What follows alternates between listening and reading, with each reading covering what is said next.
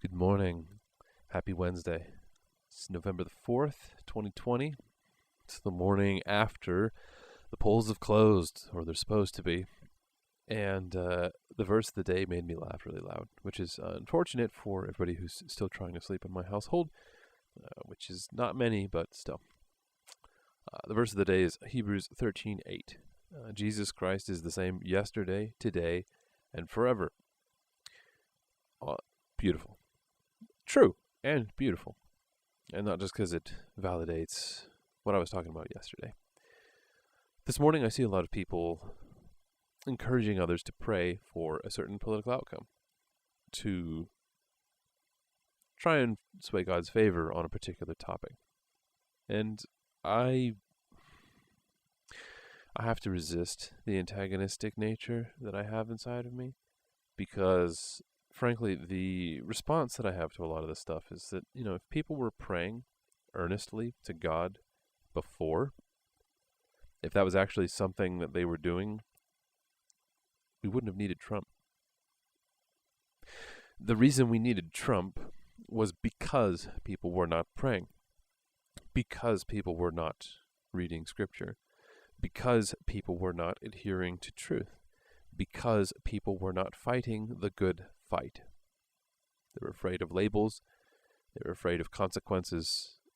They enjoyed this life a bit too much. And so it put us in a circumstance where we've got folks trying to solve people problems through politics. We've got people trying to solve spiritual problems through material manipulation. It doesn't work. It doesn't ultimately work. Sure, the symptoms get covered up. The result of just how bad things are might look different under a Trump presidency versus a Biden presidency. But the problems are still there. Nothing's been solved. As with 2016, if Trump gets elected, it buys people like myself time. Time to get my affairs in order. Because the problems that we've got are not going to be resolved by a president. Not in one term, not in two terms. A president, especially Donald Trump, isn't going to fix it. He's not going to resolve the actual problem, because the actual problem is that people want what they want. And what they want is anything but Jesus Christ. You can't solve an instability in advanced civilization by continuing to give everybody exactly what they want.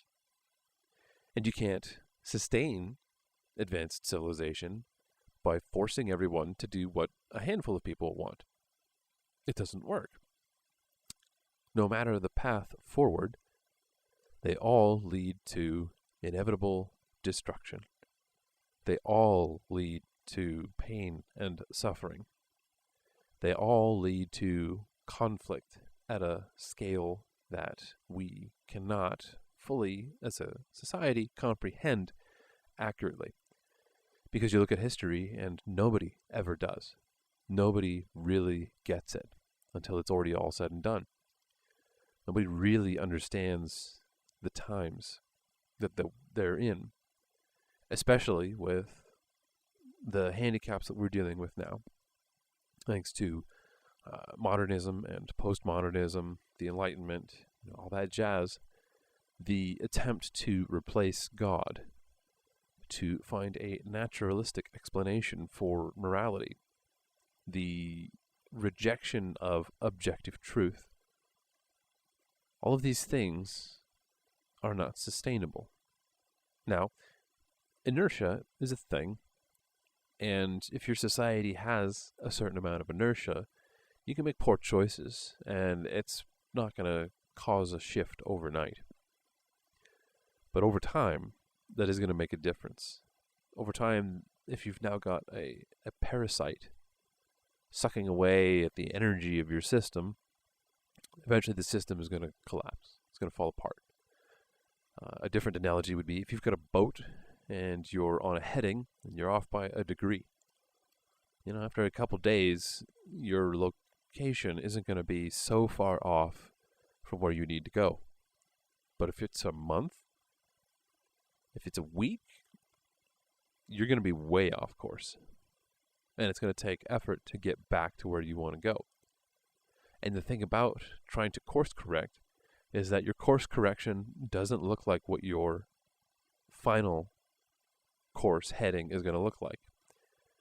A lot of people keep trying to course correct as if, well, if we just do the right things now, then we'll be okay. But here's the thing. If you're off course, if you are going the wrong way, you have to go a different direction first, and then you can start going the right way. You can't always just start going immediately towards the right direction. Now, if we're talking about Jesus Christ, that's the one case I can think of off the top of my head where you can always go back the right way. Because everybody's choices, everybody's headings, when they're going away from Christ, it's always wrong. It's always bad. But heading back towards Christ, through prayer, through reading of Scripture, that's always a good heading. But politics isn't religion. Politics is the realm of humanity, so to speak. We're playing in the sandbox that God has given us.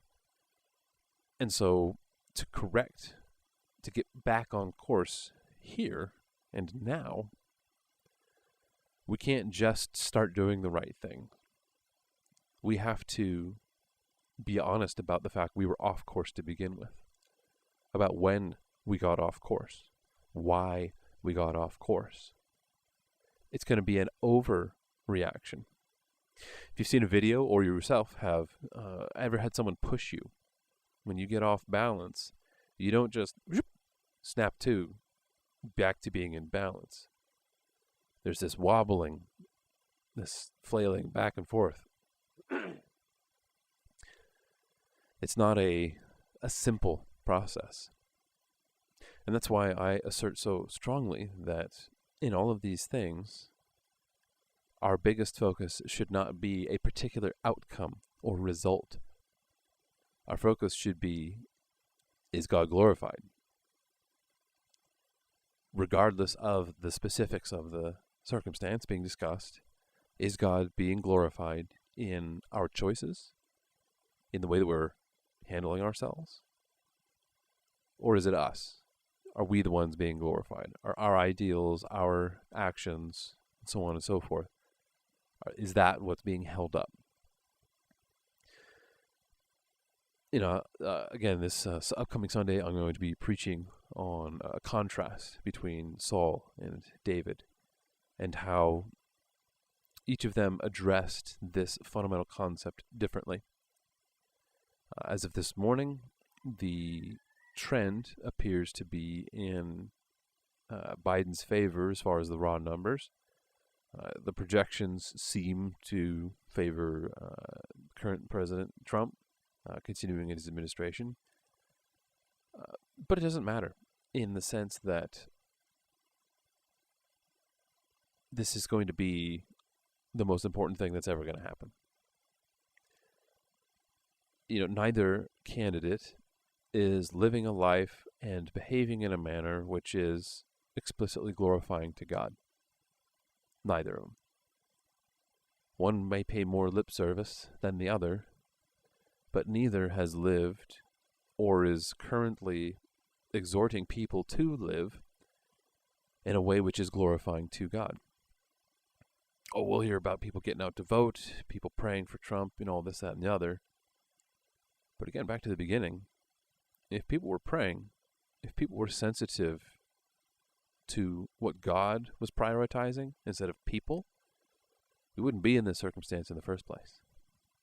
The lies about race, about gender, they wouldn't have been able to take root because the soil would already have been filled with what God was planting. But instead we tore that out and we wanted to plant our own.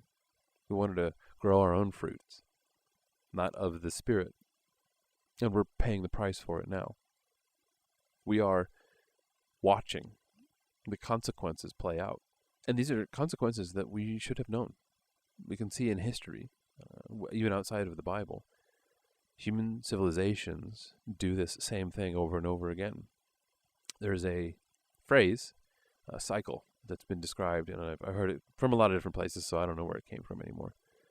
And a lot of people use it for various reasons. But anyway, it goes something like this. Hard times create hard men. Hard men create good times. Good times create soft men. Soft men create hard times. This is a cycle that has gone on, and you can look at through history, and it doesn't even matter the culture, the society. This isn't something that's just European. It's everybody. This cycle has occurred over and over and over again. And it's not going to be broken this time around. So that's where if your hope, if your faith, if your joy, if your identity, if all these things are wrapped up in politics, a particular candidate, a law, all that kind of stuff, it's just as foolish as the people who have it wrapped up in video games or a drug or pornography. These are all idols. These are all distractions from what really matters most. Not because these things don't matter at all, but it's a perspective thing. It's a sense of relative importance. And again, if people thought that what God was doing was important, they'd have been asking him for help a lot sooner than now. But here's the thing.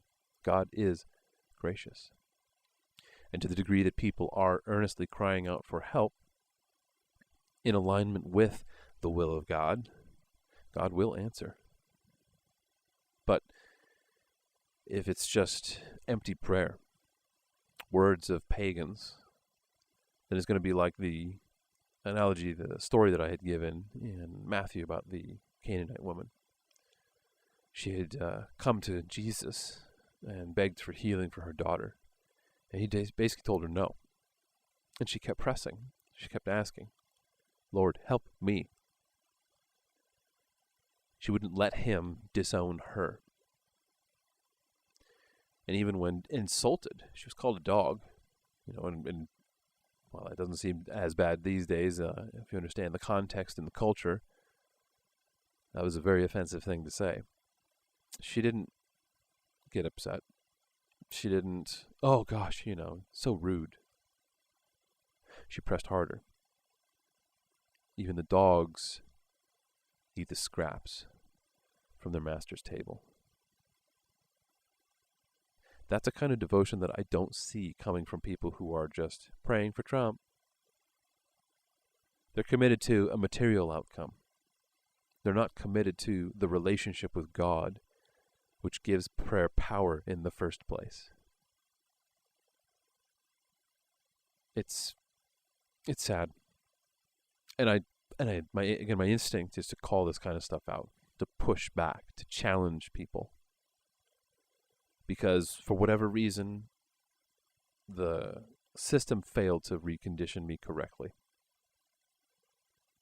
I still enjoy and find excitement in conflict-oriented communication methods, where an idea, a concept is set on the table and then assaulted from all sides. See if it'll withstand the tests that can be thrown against it. Because that's what people aren't doing. They aren't doing it in politics. They aren't doing it in church. They aren't doing it with their own lives. It's only when things get really bad that people start getting desperate. People start looking for any solution, any way to try and get what they want.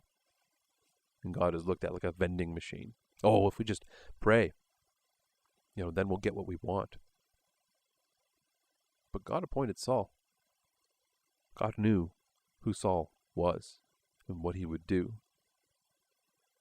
And yet he was still appointed king over Israel. Think about that. Think about how a God who understands what that would mean, how that would set a snare a stumbling block for his people. Why he would do that. Now look at this election. Look at every election. Look at every circumstance that you've got in your life. Do you presume that in every case, God is going to do everything to make your life easier? That God is going to do what is right according to your understanding? That God is going to give you the outcome you desire? Or is God instead going to make sure that he is glorified? That the disparity between our understanding and his becomes crystal clear. That the foolishness of our schemes is laid bare as they fail us time and time again. The only thing that's going to break the cycle is Jesus Christ. The only reason people are praying to God for Trump is because they don't want Jesus Christ. Because here's the thing. Most of the authors in the New Testament, they had terrible lives. They lived in oppression. They did not have peace, comfort, health, and wellness. But they had a relationship with God. And that was sufficient for them. And it can be sufficient for you. And it can be sufficient for me. Take care. God bless.